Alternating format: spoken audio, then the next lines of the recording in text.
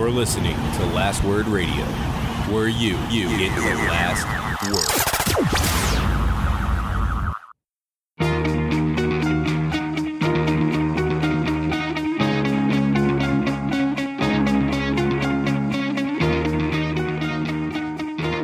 Welcome to the Fourth Line Podcast, part of the Alberta Podcast Network, powered by ATV. This is May the 6th, 2019. With you today is myself, Carl, and Stevie Nick. Hey, I saw you look down at the date there. You weren't really quite sure what it was, were you? No, I was not. It has been a fun and frantic week for myself. Maybe a little trip down to San Jose. For right. Hockey. Got on an airplane. You flew. I did. Landed, ate some fantastic Mexican food. Yeah. My friends, I had, 9 tacos and a burrito while I was there. Oh, well, you're not like you landed and ate 9 tacos and a burrito. No, I landed and ate a burrito and 1 taco, and then the next day I ate 8 more tacos. Oh, good. Yeah, it was a good lot of tacos. It was, yeah. Trust me, I'm aware at this point in time how much it was. But I went to the game, and I know, Nick, I know that you do not believe in such things as superstitions. You're right, I don't. But I have lost. I haven't lost. Well, I guess I have lost. I have lost joy. I have lost many things because I have watched my Avalanche lose 5 games this season in person. That sounds like some bad luck for you. Oh, it sounds like I'm a curse. Sounds like you're going to the wrong games, Carl. It sounds like so the Avalanche this season, they were all in regulation. So I'm not even going to count the 14 overtime losses. They have lost 30 games plus 34 games. I have been to 1/7 of their regulation losses this year. It's ridiculous. It's not that many. But you have to think, the odds of winning a hockey game are more than 1 in 7. And so what are you saying? You think that because you are there in the arena in person, they're losing? I think I put too much pressure on them when I'm there. They're like, we got to perform for Carl.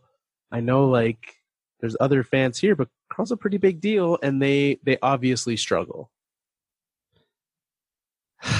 Yeah.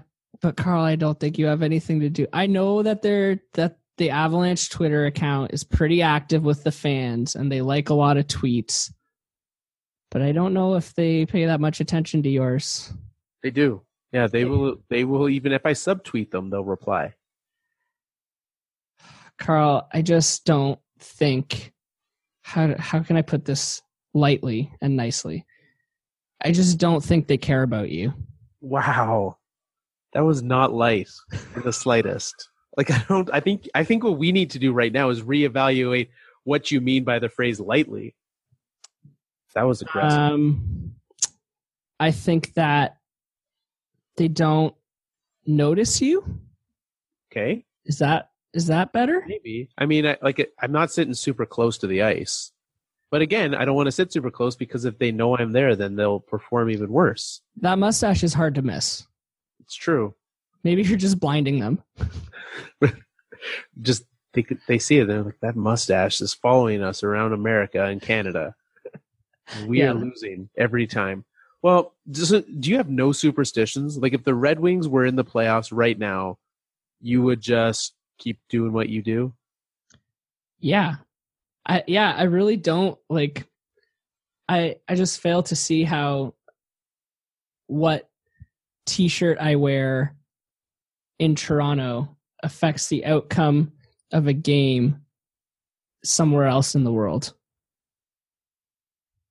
What you're saying makes a lot of sense to me right now. Yeah, because it's realistic. However, I struggle in my heart to believe it. I think this is some self-importance right now that you're projecting. So what, Carl? No one cares about you. You're self-important. Let's just shut this show down right now. Let's just call it. Regroup next week. So today you're not there in person watching the game. It's true. It will be on the television. So are they going to win tonight? I mean, they have a better chance than if I was there. It legitimately crossed my mind. And part of it is that also the fact of, I don't want to continually be sad. Right. So it's like, man, I've watched them lose a lot this year in person. Mm-hmm. Why would I want to do it again? Well, I mean, this year you might not have the chance to do it again. Because they're winning out the rest of the way? Yeah. So how about last season? Did you go to any Avalanche games last year? Yeah, I went to one. And did they win? No, I have not watched my team win in 2 seasons. All right. I don't want to say my argument's falling apart because it's not. I still believe in my logic. But here's the thing. In this era of fancy stats, correlation, at some point, does equal causation. And we're getting dangerously close. It's real bad. I can't, Carl. I can't. I don't know how you're going to explain that correlation, though. Well, it's Carl or the causation, maybe. Yeah. Explain the causation. The causation. I think we did. You explained the mustache. They're our big fan Carl's in the building tonight. We have to play well for him. Yeah, I think that's what we have to do. Nonetheless, I hope they win tonight and I get to celebrate them making Game 7, and then they can go win in San Jose. It's a fun. You mentioned the stadium in San Jose. It's a great location. I've never been to San Jose. Fantastic city. Yeah, it's cool. Very. It's the exact opposite of the busyness and crowdedness of San Francisco. Yeah. Very spread out. Great thing. There's not lots of spots to go before the game, but we found a nice spot to go for some pre-game hangouts, just literally across the train tracks. Yeah. Weird thing though, there was zero intermission anything. No entertainment? Yeah, there was nothing. No kids were playing hockey. They weren't shooting people on slingshots. Nothing. No bubble hockey? Nothing. Oh, they're missing out in San Jose. They literally just pulled out the Zamboni and got to work. Oh, the things we've come to expect from our game. And it was the first intermission, it didn't really clue in because everyone in this, and this is the other thing.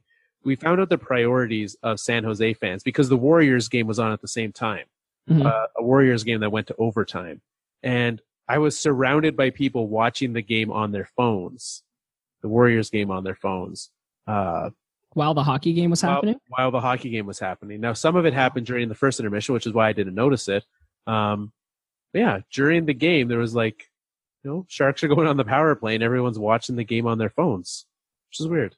That is kind of weird. I also half expected them to put the game on the Jumbotron during intermission. They didn't do that either. They literally, just all the Sharks staff except for the Zamboni drivers left and took intermission off. I don't know what their deal is. And they still had that same 15-minute or whatever the time is? Yeah. Yeah, it wasn't shorter. It was just empty. That's kind of weird. But nonetheless, it was good. Sharks fans, very welcoming to opposing teams. So I appreciate that. Loud? Yeah, they were loud. It was especially the whole game they were loud. They were standing up. And probably the loudest moment was when Joe Pavelski showed up to rev up the fans at the end of the middle of the third period, I want to say. They got loud. They love them some Joe Pavelski. He wasn't playing though, was he? No. And so he kind of just walked out of the tunnel and... Really? He just came out onto the bench and gave a wave? He was on on one of the sides. He was just walked out, waved, pumped up the crowd, and then left. So interesting. But I do believe he traveled with the team, so maybe he'll be back for a game. He did. He was skating this morning. Yeah, so I haven't seen a yes or no from him for tonight's game, for Game 6, but it's looking like if the Sharks advance, that Pavelski will be able to be back sometime this playoffs. Yeah. Again, maybe even this series. Yeah. Big game tonight, Carl. Big game. A couple big games. We've got 2 Game 6s happening tonight, another Game 7 tomorrow, 1 sweep already in the books. We will get to all of that. We will talk about a general manager decision near and dear to Nick's heart. And before we get to any of that, Park Power is one of the fantastic sponsors of the Alberta Podcast Network. And what's great about them is while you're at home watching hockey, you don't have to think about your energy, how much you're paying for it, because you're using Park Power. Parkpower.ca, they got you covered. They can take care of your energy needs here in Alberta and be able to make that transition easy and affordable for you.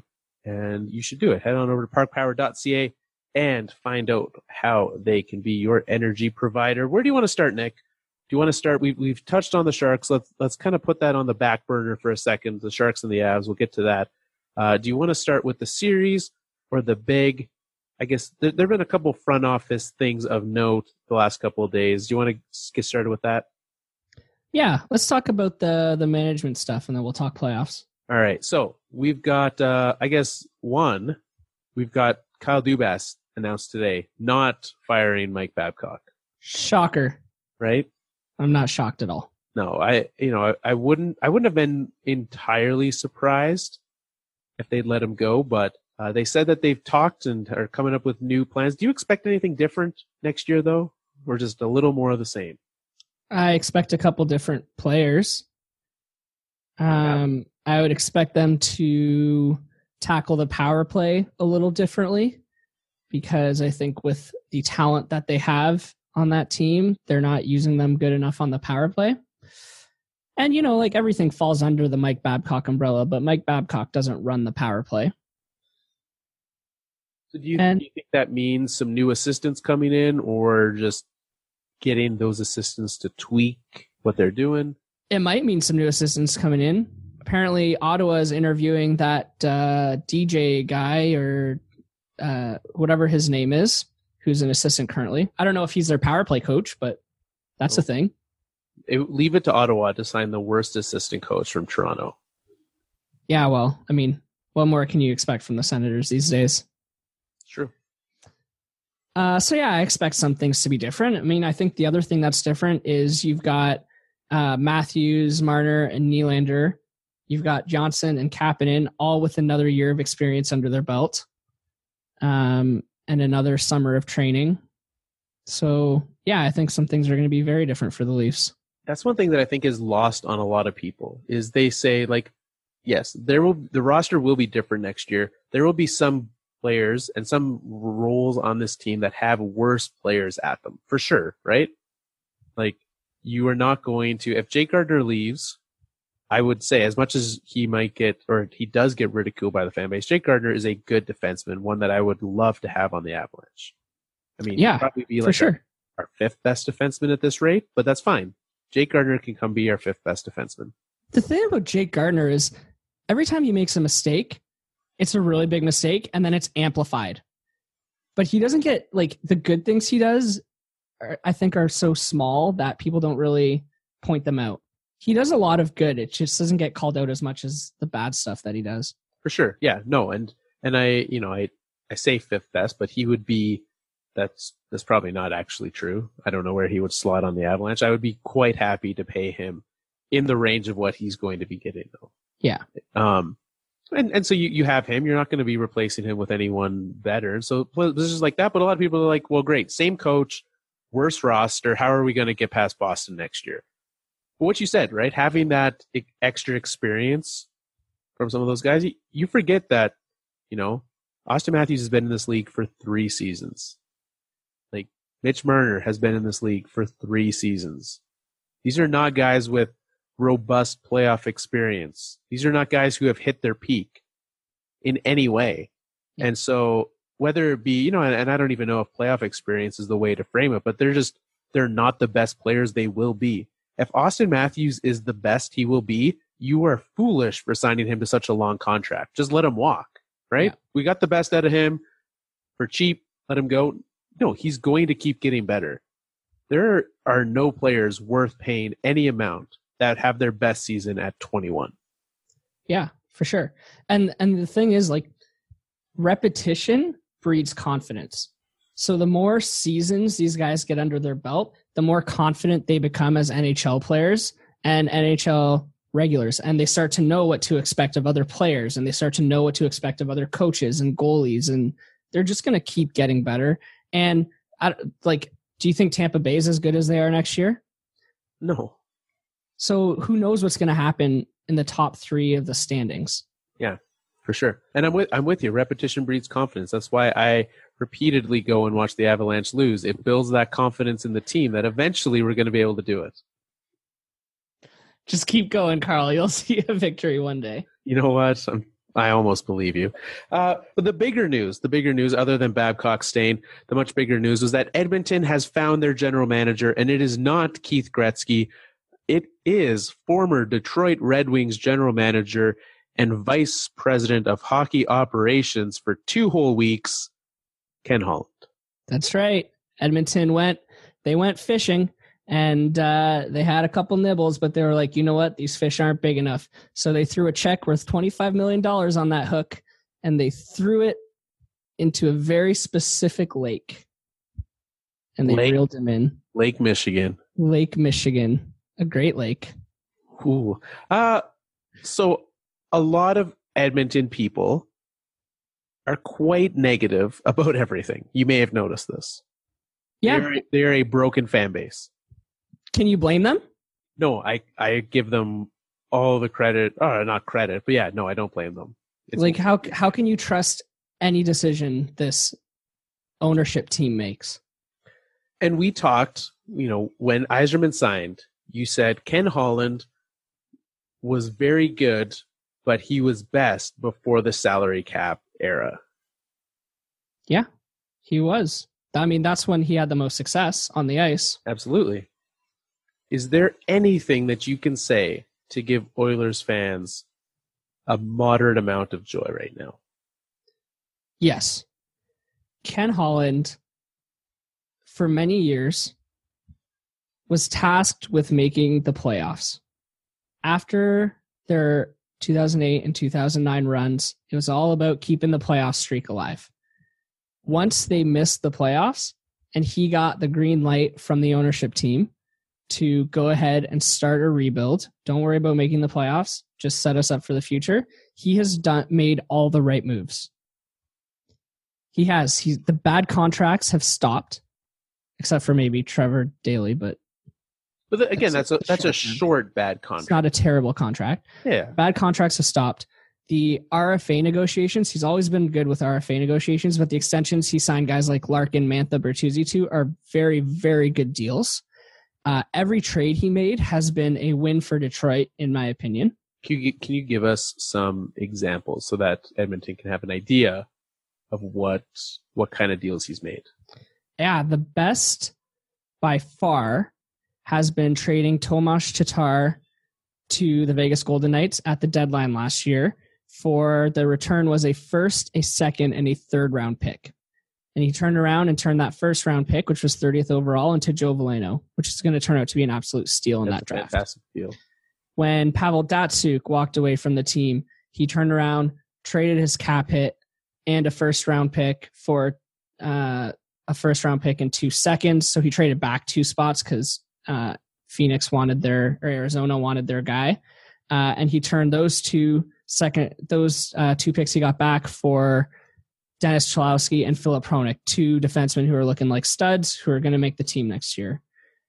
So he offloaded Gus Nyquist this year for a good deal. He offloaded Nick Jensen this year for Madison Bowie and I believe a 3rd round pick. He got rid of Sorry, go ahead. Second for Nick Jensen. Second? Yeah. And Bowie and Nyquist, I believe, was a 3rd that turns into a second if the Sharks make the finals. I'm going off the top of my head here, so I might get some of those details wrong. Yeah. The other one is he offloaded Tomas Jurko, who doesn't even play in the NHL anymore 2 years ago, for a 3rd round pick. That's pretty good. The only note on Tomas Jurko is that he plays for the Hurricanes AHL system, so now it truly is Tomas Jurko. So that's something that Ken Holland really let us get. So very good. Ken.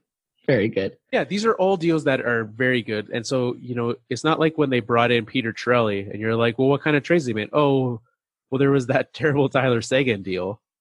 Right. Like there's none. If you go back to his list, and I'm looking at trades all the way back to like 2013, 2010, there's very few deals that I look at. the one that people say, and I would say probably the worst was the Kyle Quincy for a first, right? That was a bit of an overpay, made to look worse because Andrei Vasilevsky was picked with that first round pick. However, if anyone had have known what Vasilevsky would have been, he wouldn't have been picked there. So I don't look at who was taken with the pick. I look at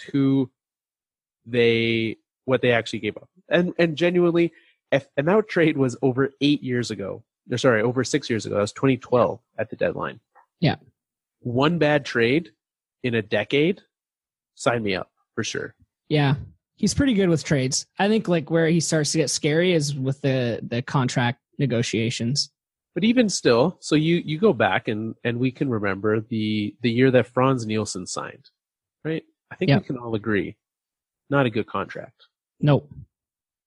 Of the big name RFAs that season, do you know who has had the most points in a season? Oh, if you're going to tell me Franz Nielsen? It is Franz Nielsen. Wow. Who else was signed that offseason? Milan Lucic. Cool. Kyle Okposo. Andrew Ladd.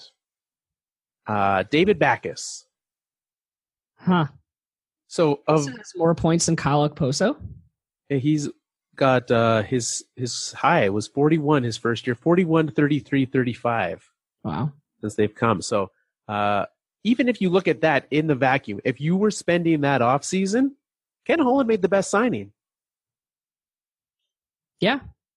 Like, I know it's comparing like the best game I've seen the Avalanche play in person this year, but still.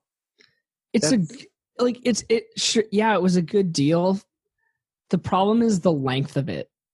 Like, did you need to give Franz Nielsen, who would have been 33 at the time? Yeah. 1, 2, 3, 4, 5-year contract? 6 year. 6-year contract? Yeah. Like, that to me is where it starts to fall apart. It does. Cap hit for the first few years, fine. It's not that bad. But again, like you said, there's an amount of in all Detroit sports, right? We see the exact same thing with the Tigers. That Mr. Illich, when he was still with us, all he wanted to do was win. He was like, I want to win before I die. Yeah. And it led to some weird management things. And you spend to the cap. You're not going to waste any money. And if your owner's like, I might die in the next 2 years, I want to win a championship. Well, do it. Yep. Yeah, 100%. I mean, the only, I can get over Franz Nielsen and I can get over Trevor Daley. To me, the unforgivable one is the Justin Abdelkader, which is probably the worst contract in the league. Oof. That's a great conversation to have this offseason. Let's mark that one down. Yeah, we can spend a whole hour on that. Yeah. But nonetheless, I definitely think of the options out there, especially if it's, I think once Kelly McCrimmon stayed in Vegas. Yeah. Ken Holland's the next best option. Yeah. If you're telling me it comes down to Ken Holland or Keith Gretzky, come on now. Yeah. So, and I was talking to some of my colleagues over at Oilers Nation yesterday, and I think they may publish some of my words at some point this week. But what I said to them was, when Ken Holland is free to make the moves that he thinks are right to accomplish his goals, he makes the right moves. But when you start meddling and putting rules in place for him and setting up barriers, that's where you're going to run into trouble. So if he truly does, which he's reported to with this new deal, he's reported to have complete freedom to run the team how he wants, then it's a great signing for them. But if that ownership group and upper management group starts getting involved and,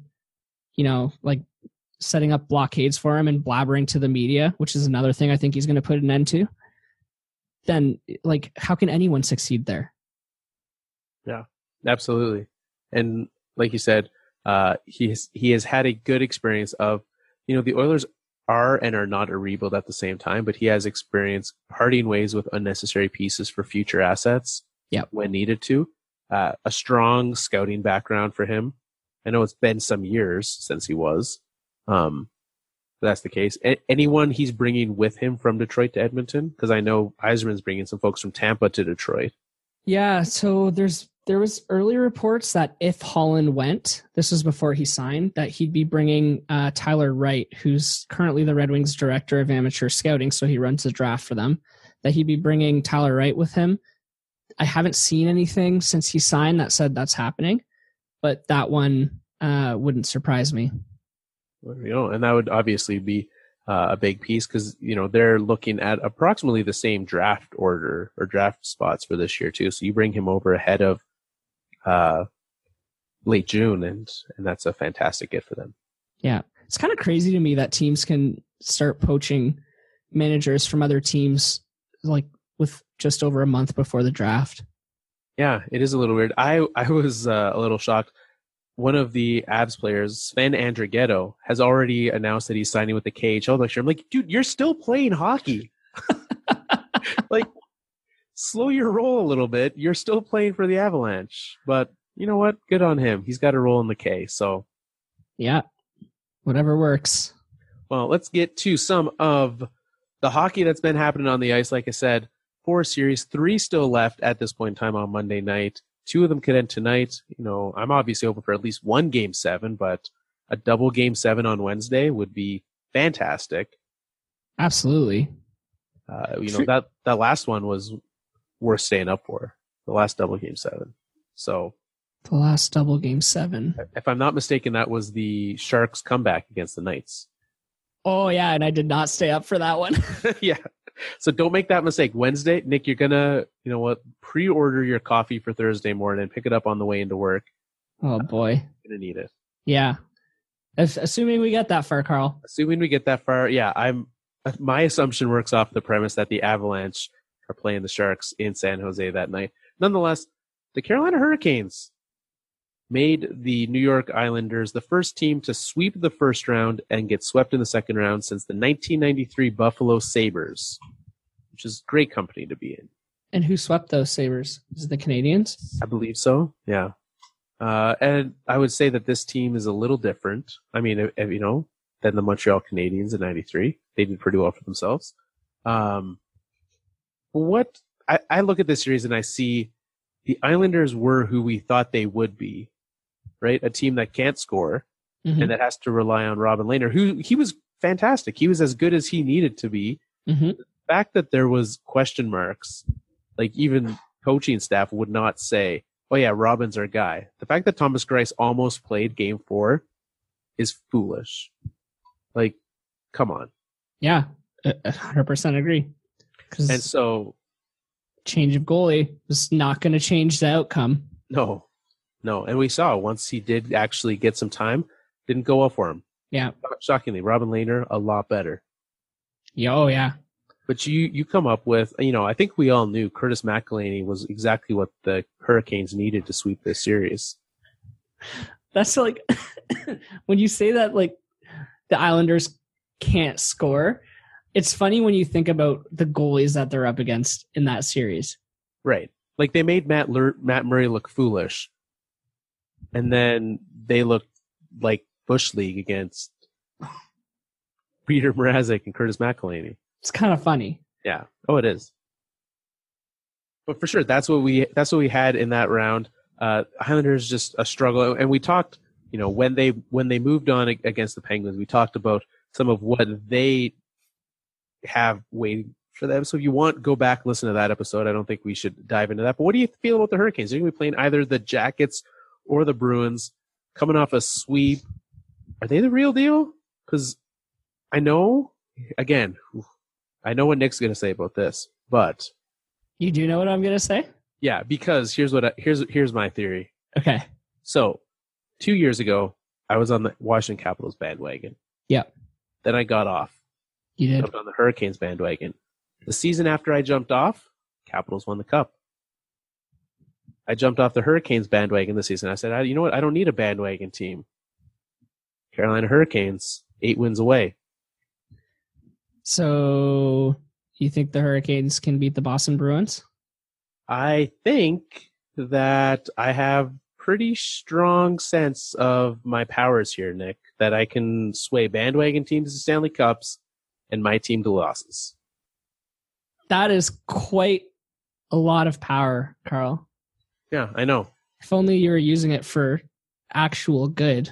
I mean, Washington won their first ever Stanley Cup. The summer of Ovi, you didn't enjoy that? You're welcome. You know, I did appreciate that. Yeah. So now, that aside, what are your thoughts on Carolina? You don't think they have enough to get past Boston? I don't know. At this point in the playoffs, like, I'll buy anything. Nothing will surprise me. Yes, I do think they could probably beat Boston. I do think they can definitely beat Columbus. And yeah, I could see them beating either San Jose or Colorado. Mm-hmm. Or the other. I actually completely forgot about those other two teams. It's Dallas and Dallas and St. Louis. Yeah. Yeah, like, I don't know. I could see it. I think that the Hurricanes are playing great hockey, fast hockey. They're getting to the right spots on the ice, and they're getting a lot of shots off, which they've always done. Mm-hmm. And they're getting their shots from better spots than they used to. They're getting their shots from, yes, that is true. I just they don't scream clear contender to me. Like, I don't see a clear path for them. It's gonna be a challenge. Well, and the reason it's gonna be a challenge for me is the fact of their goaltending. Like, Curtis McElhinney only looked good because of who they were playing against. Like, he's not, with all due respect to Curtis, he's not good. And I, like, even if Mrazek comes back, he's been better this season. But yeah, there's no way that I am going to come up here and say, level by level, I would pick Boston or Columbus to get past Carolina, right? Especially with a strong advantage in net. Bobrovsky and Rask versus especially McElhinney, come on. Yeah. And so if Carolina can keep playing, their game, you talk about the speed of them, especially getting Svechnikov back. That helps them with their speed game. That's what they have to do and keep doing that, because when they get forced into a slower game, which is what Boston's going to try to do, right? They did it to Toronto. We've seen what they can do to a fast team. It's not going to go well for them. No, and even Columbus, like, I think Columbus could match their speed, but Columbus plays so much bigger and more physical. And that's going to be a big wall that they hit, too, if it ends up being Columbus. Yeah, I mean, Washington also plays a more physical style than the Hurricanes. I would say Washington's a more physical team for sure than Columbus. So, yeah, I'd love to see the Hurricanes get by, especially if it's against Boston, but it does not look good. No, it's definitely going to be a challenge for them. Like I said, it wouldn't surprise me, but I don't see a clear path for them. No, well, let's go to that other series then in the East. Columbus-Boston, a scoreless game right now in what I believe is the second period. Yeah. In Game 6, Columbus is up against it. Very disappointing, because after Sam came on last week, there was what could be construed as an audio clip of him saying that if the Blue Jackets won, he was getting the fourth line tattooed. I think he did say that, yeah. We'll need to go check the tape, but I'm fairly certain that was mentioned on that episode. So it's disappointing. Yeah. Maybe if they advance, we'll have to go back and double check and find out what exactly was said. Maybe just prematurely send them over the logo. Mm-hmm. Get some things done. That said, a tight series that I think can go either way from here on out. So I've been on the Blue Jackets bandwagon for a while. Yes. And are you not a believer yet? So in actual fact, I did. We talked about this. Was it on the show last week that we talked about me and Matt Duchesne? I can't remember if we talked about that on the show or off of it. Okay. Well, I needed to really deal with some issues, some pent-up hostilities I had to Matt Duchesne. And I actually went out in public, and it was a nice double dip, because Duchesne was playing the first game, and the Avs were playing the second game, I wore my Duchesne jersey out and proudly represented. And How did you feel? I felt good. It felt like a weight off my shoulders. I was able to sell it. He cheered that he scored. He cheered because he scored. I cheered because he scored. We all cheered. And it was a great moment. People in the bar were like, hey, Duchesne scored for you. And it was a weird thing for us all to celebrate Duchesne scoring, but I was there for it, and it was good. Now, do you think Duchesne scored because you wore his jersey? I mean, I see no evidence on the contrary. No, Carl. There's no evidence for either. I think that with, I didn't put it out. Oh, no, I did. I tweeted it, but I think from my personal account, which may or may not be locked at this point in time. So I don't think Duchesne would have seen that I was doing that. So I don't think he would have known. Okay. So that one does not correlate. No. It also doesn't help that Seth Jones just full ran Sergei Bobrovsky. That's not a good idea. Oh, no, Seth. Wrong team, buddy. Yeah. You know what, though? Speaking of Seth Jones, he has been amazing in these playoffs. He's a very good defenseman. He has been playing amazing. Yeah. So anyways, that third period in game 5 was wild with Boston and Columbus. That was the one where they scored like 1 million goals all in a bunch, right? Yeah. Yeah.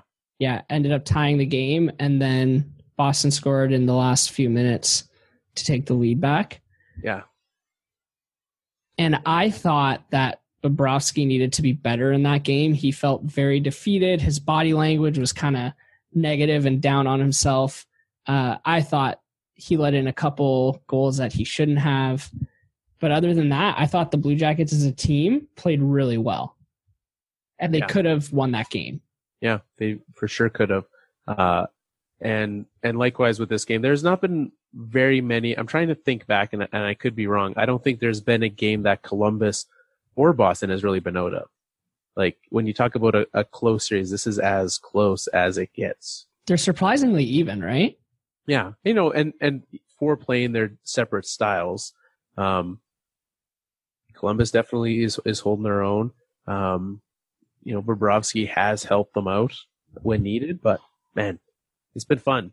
As much as I hate Boston and want them to see them lose, it's been fun just seeing how evenly matched these games are. They've all been fun. Yeah, totally agree. So I'm kind of hoping, well, I'm not kind of, I am hoping for a game 7, mostly because I really want Columbus to win.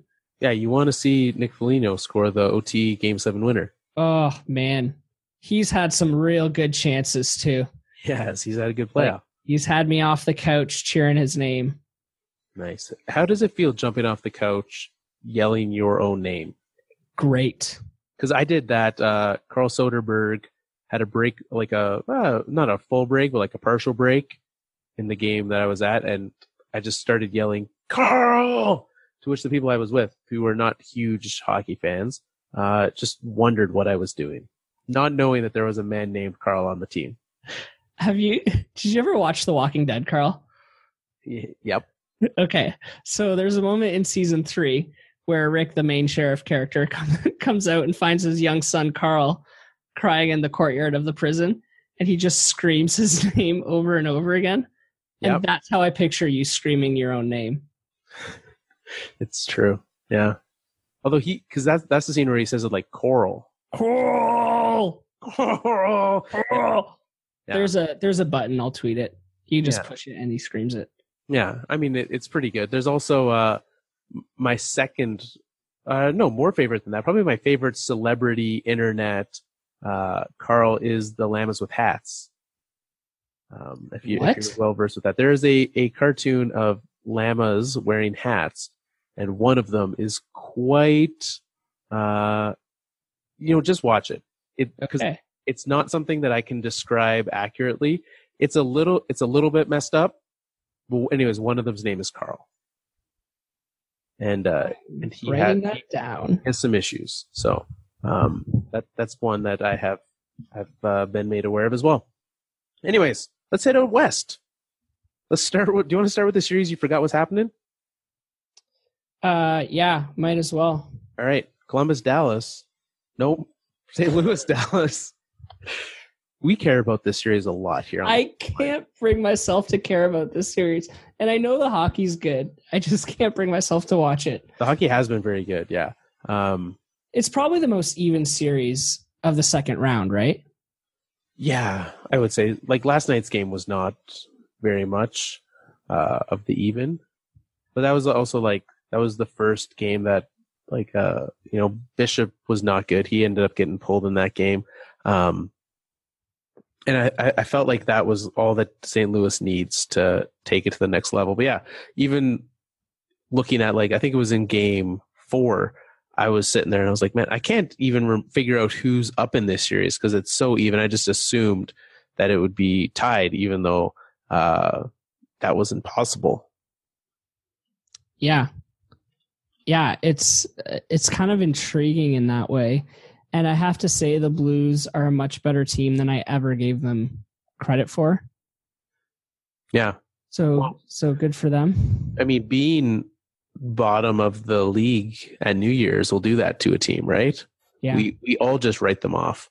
But looking at, the talent on this team was still there, right? Like there's no way that you looked at the St. Louis Blues and said that they should be at the bottom when you have all the pieces that they brought in last offseason, this offseason, O'Reilly and Braden Shen and having, finding this magical Jordan Binghamton in the All-Star break. Fantastic. But if you look even at the performance, Blues really turned it on game 4 and 5 of this series and are pushing strong, and I think they'll continue to ride that wave into game 7. I expect them to win. You do expect them to win? Yeah, Blues are who I'm taking in game 7. All right, I'll take Dallas. All right, there we go. Blues. But I feel like we can't agree with each other. Yeah, that's fair. Blues are the only team that I had advancing to the second round correctly in my bracket, and so I feel like I have to, even though I had them losing to Nashville. I had them losing to Nashville in my bracket, but you know what? I'll keep going with them. That's fine. It's pretty crazy to think that if they had called up Jordan Binnington just a little bit earlier, Mike Yeo would still be coaching this team in the second round. Yeah. Just a thought I had today when I saw he got hired by the Flyers. He got hired by the Flyers are hiring everyone. Yeah. Because they got Vigneault. I know we haven't talked about it because there's a lot of hockey going on, but they signed Vigneault to coach, Michel Therrien and Mike Yeo as his assistants. Yeah. Whew. They got 3 head coaches. That's a lot of options if they want to fire the main one. Right. I was going to say Vigneault's on the hot seat there. Unless he's the one who brought them in. Which I would assume he had some say in. But that's you know what? I like that strategy for the Flyers. Just bring in talented people all over the place. Yeah. Plus they got Carter Hart, who, we know for a coach to be good, he just needs to have a good goalie. All you need is a good goalie. I mean, try telling Leafs fans that with Freddie Anderson. They still want Mike Babcock said, even after Dubas was like, we're keeping him. Yeah, but it's Toronto. They have to want something controversial. It's true. Well, that brings us one last series, and that would be the Colorado Avalanche and San Jose Sharks. We talked about some of that experience of my time at the game, but all in all, the fact that that game was 2-1 is solely because Philip Grubauer played well. The rest of the team around him did not in the slightest. They could not manage to cleanly get the puck out of their zone. Once they had it in the Shark zone, they were able to set up and get some more things done. And they played better as the game went on, but man, it was a struggle. Yeah, they were not looking good, at least the parts that I watched. This was Saturday night, right? So I watched, I think, 2 periods. And yeah, the Sharks just looked like they were all over them. They looked like just a much stronger, more skilled team. Yeah. And again, it's nothing on the Avalanche. The Sharks are a bigger, more experienced team. They know what it takes. They have had deep runs in the playoffs before, right? Like how many years ago was it the Sharks made it to the finals with essentially this same core? Yeah. Was it only 3 years ago? It feels like much longer than that. Well, we can. Who did they lose to? Pittsburgh, was it not? Either way, we'll figure it out. But this Sharks team, like, they know what it takes to win, and they're doing this without their captain. They get back Pavelski, and with the kind of injury he has, right? With it likely, they haven't said, but it's a concussion, and so if he is back with the team, 2016. Yeah, wow. If it is with it being a concussion, if they do not rush him back early, that's something that I fully expect him to come back in at 100%. It's not like he has a shoulder injury or a groin strain and he's playing through it, right? Yeah, he's taking a beating in these playoffs. Yeah. Like 8 staples in his head. Oh my God. I read something that he was saying, like, when the first staple was going in, he could hear the buzzer going outside. The goal horn, yeah. The goal horn going. Oh God, it just gave me goosebumps thinking of staples going into my head. Yeah, I think by the time the last staple was in, the Sharks had scored the second goal, from what I understand. So, Joe Pavelski doing well.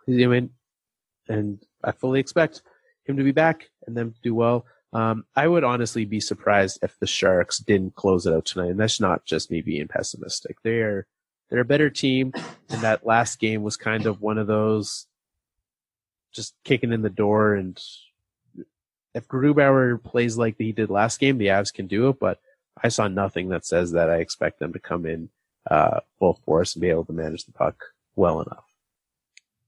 Yeah, I mean, they're going to have to rely pretty heavily on the core, right? On the, what do you guys call them? The top line or whatever? Yeah, that's the top line. Yeah, that's what we call them. Yeah, because that's what they are. They are, yeah. Shockingly, it's not the Carl Soderberg line. Yeah, but San Jose has very good defensemen. Yeah, and that's bad. That's bad for the top line.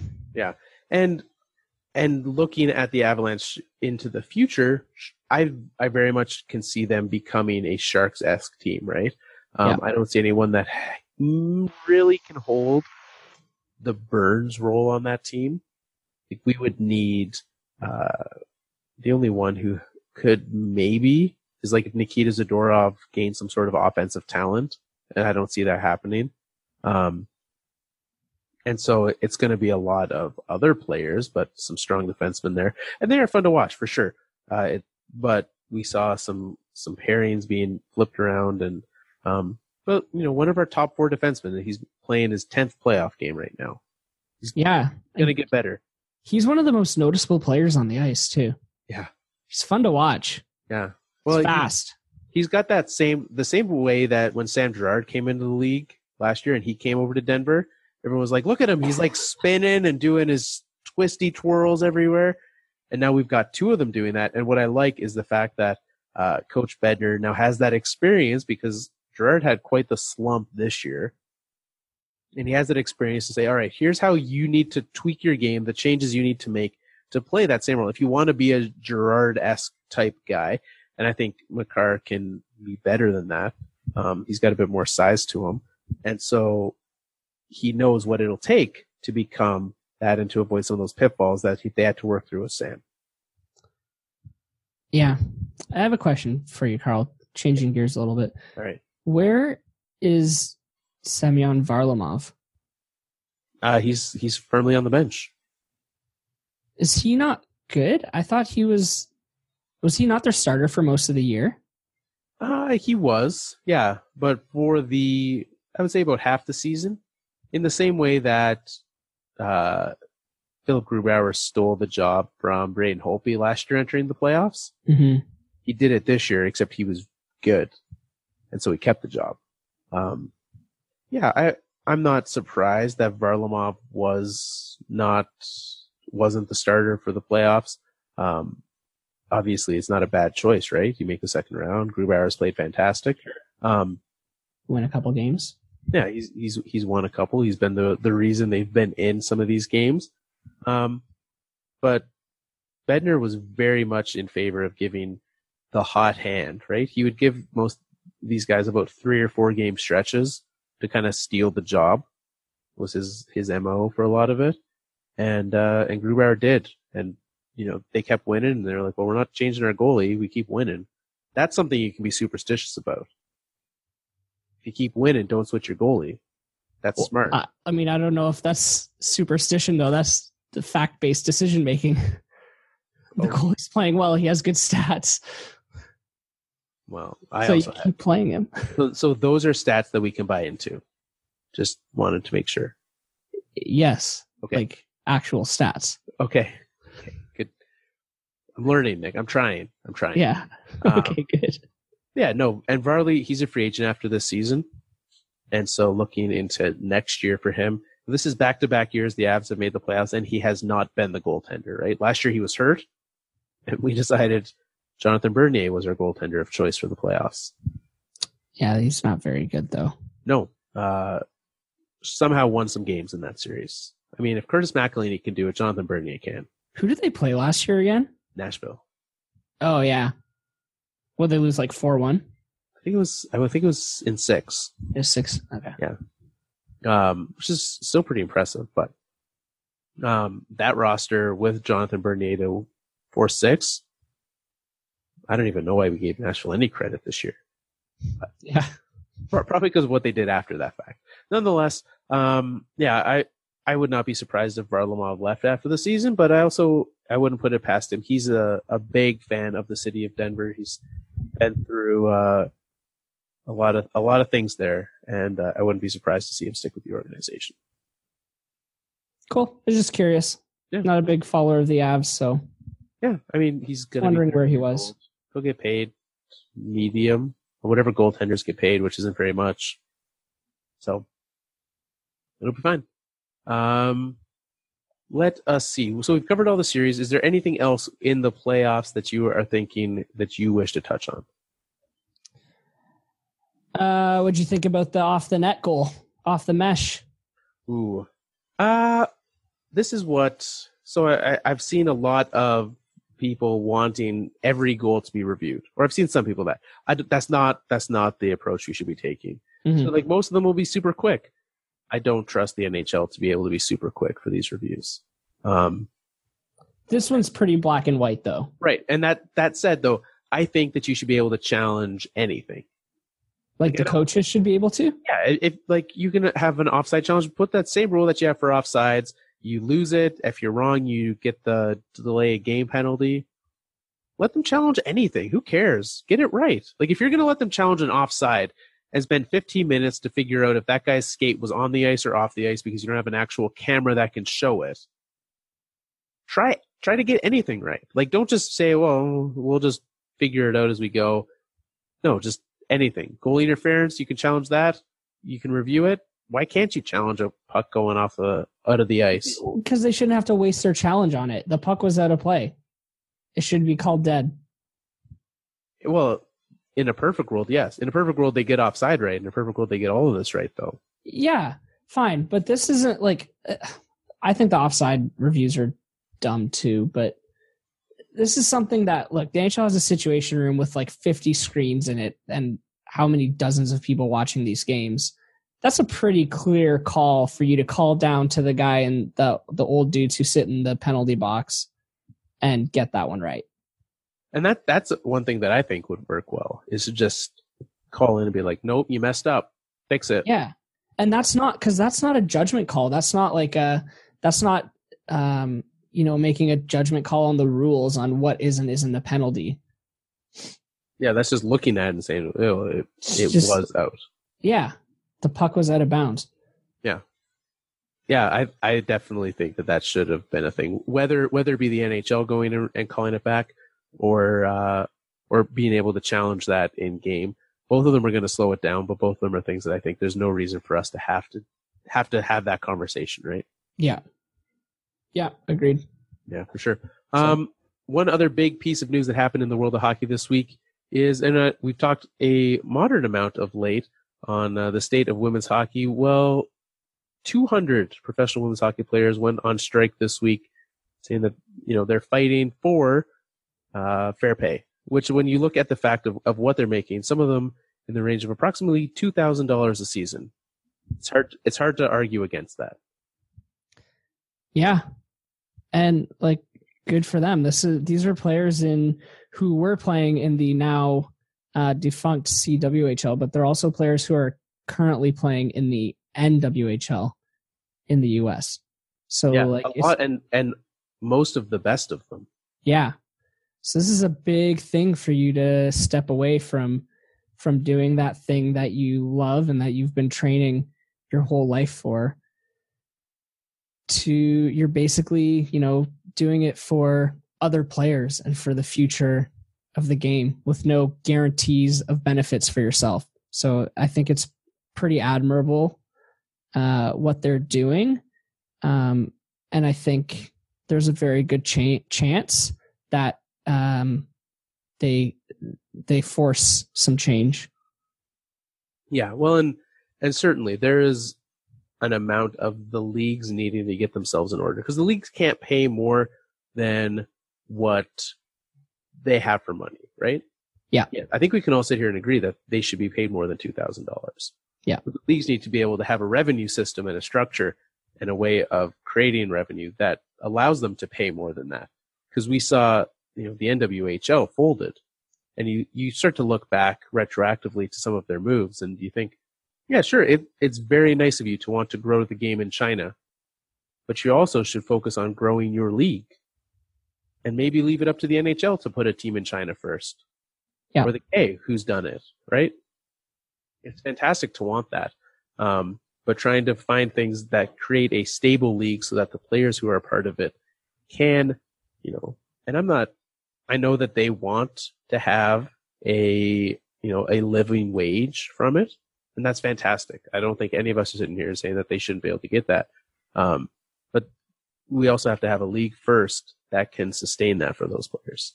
Yeah. And do you think that any independent league can start up, or any of the independent leagues that exist now, which I believe is just the one, can provide that? The way that it is right now, I don't think so. I think there needs to be some partnership with the NHL.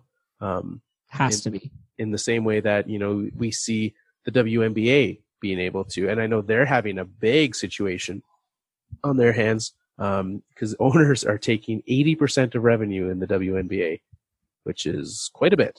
Yeah, that's a lot of revenue. And so you're looking, there needs to be something done to make that work, and the NHL partnering, finding different ways to do that. I know especially the NWHL teams partner quite well with the teams. Yeah. And we saw that with a number of the CWHL teams as well.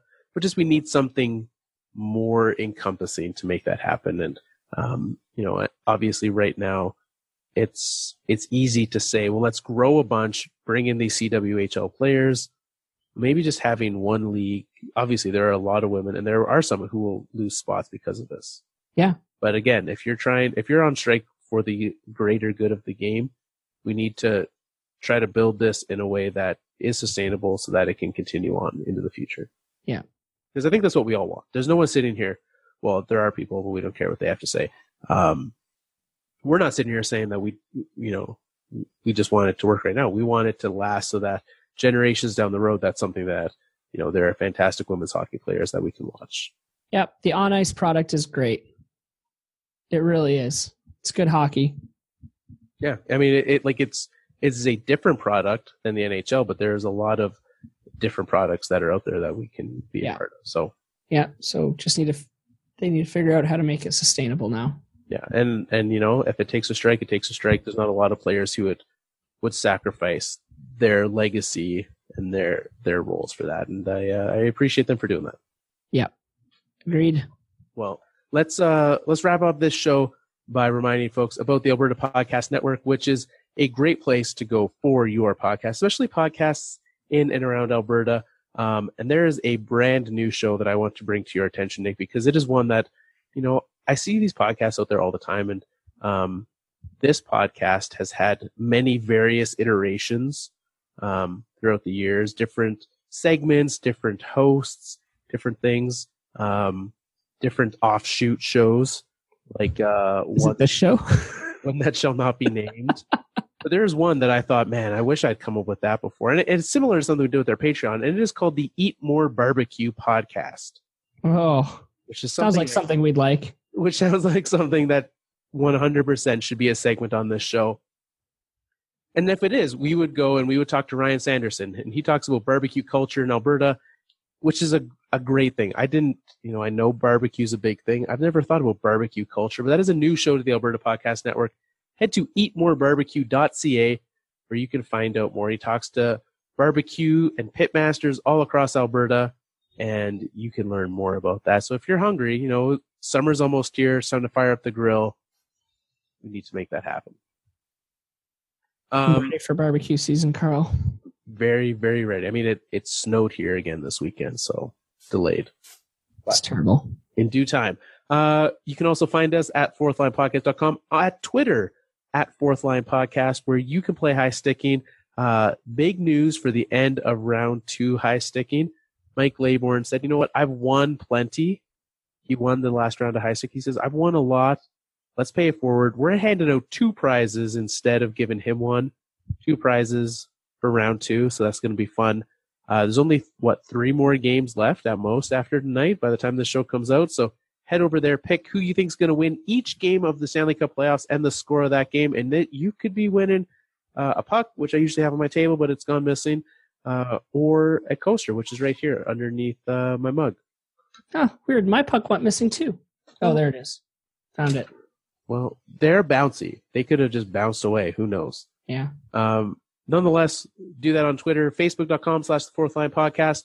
And we're everywhere that you listen to podcasts. If you like the show, please give us a review. If this is your first time listening, welcome. Thanks for being here. And we will be back every Monday through the rest of the playoffs and into the off season. We are here for you. Nick? It's time for us to wrap up another Fourth Line show. I know what you're thinking. You don't want us to go. I don't believe in your silly superstitions. The only thing I trust are my awesome intuitions.